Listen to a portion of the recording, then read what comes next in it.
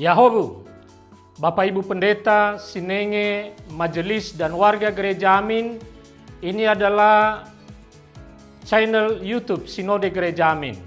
Karena itu, bagi yang mencintai Gereja Amin, tontonlah, subscribe, like, dan bagikan. Gereja Amin yang tangguh, mandiri, dan peduli. Tuhan Yesus memberkati.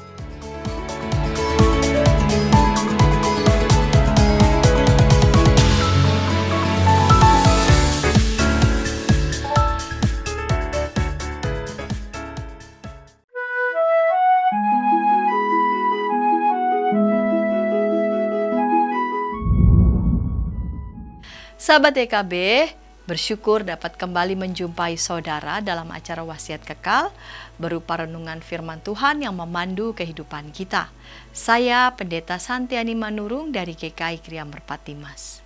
Renungan kita pada hari ini, Senin 19 Mei 2025 ditulis oleh Pendeta Hariman A. Patiana Kota dengan judul Kasih Persahabatan yang dilandaskan pada kitab 1 Samuel 20 ayat 1-23 dan dilanjutkan ayat 35-42. Nats yang akan menjadi pusat perenungan kita adalah 1 Samuel 20 ayat 4. Sebelum membaca dan merenungkan firman Tuhan, mari kita berdoa.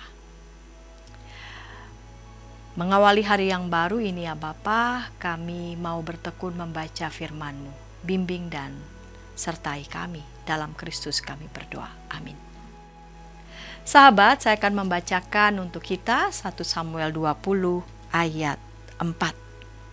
Yonatan berkata kepada Daud, apapun keinginan hatimu akan kulakukan bagimu. Sahabat, akhir-akhir ini banyak relasi sosial yang diwarnai oleh kebencian. Sesama yang berbeda dilihatnya sebagai lawan, bukan sebagai kawan.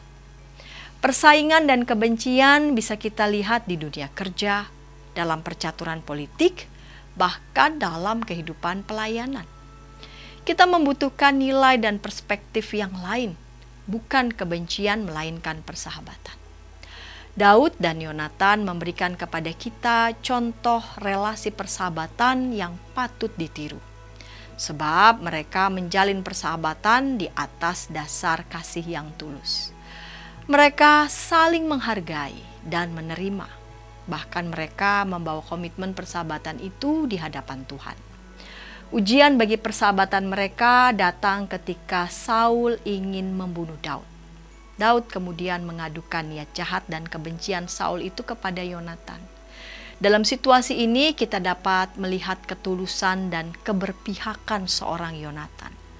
Saul adalah ayahnya, tetapi Yonatan memilih untuk membela Daud, sahabatnya. Sebab Yonatan tahu Daud tidak bersalah. Daud sendiri telah sangat banyak membantu Saul. Semua itu tentu diingat Yonatan dan dia menyelamatkan Daud dari kebencian ayahnya. Sahabat, kasih persahabatan yang diperlihatkan dalam kisah Daud dan Yonatan itu penting sebagai perspektif dan nilai untuk diterapkan pada masa kini. Hanya kasih persahabatan yang sanggup melepaskan manusia dari ancaman perpecahan dan kekerasan. Dengan kasih itu kita melihat orang lain sebagai kawan, bukan lawan. Orang lain bukanlah ancaman, melainkan rekan yang dihadirkan Tuhan untuk saling melengkapi dalam pekerjaan dan pelayanan. Jika ada di antara sahabat TKB TV ingin didoakan, dapat menyampaikannya ke nomor 081281889191. Mari kita berdoa. Bapa di surga, ajar kami agar kami boleh memandang orang-orang yang dihadirkan dalam hidup kami, entah itu dalam keluarga, pekerjaan maupun juga gereja, sebagai rekan-rekan yang akan ikut menopang kami dan yang akan ikut juga saling mengisi.